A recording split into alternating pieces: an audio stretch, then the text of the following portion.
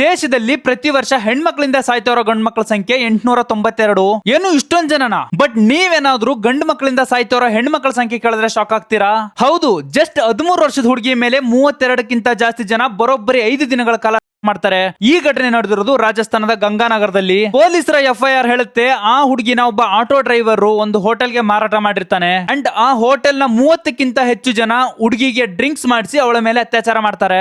ಕೇವಲ ಇಷ್ಟೇ ಅಲ್ಲ, ಕಳೆದ ಶನಿವಾರ ಪಶ್ಚಿಮ ಬಂಗಾಳದ ಬರ್ಪೂರ್ ನಲ್ಲಿ ಒಂದು 12 ವರ್ಷದ ಹುಡುಗಿ ಮಿಸ್ ಆಗ್ತಾಳೆ. ಅಂಡ್ ಜುಲೈ 5ನೇ ತಾರೀಕು ಆ ಹುಡುಗಿಯ ಡೆಡ್ ಬಾಡಿ ಒಂದು ಲೇಕ್ ಅಲ್ಲಿ ಸಿಗುತ್ತೆ. ಪೊಲೀಸ್ ಹೇಳ್ತಾರೆ ಇದು ಕೂಡ ಒಂದು ಮರ್ಡರ್ ಕೇಸ್ ಅಂತ.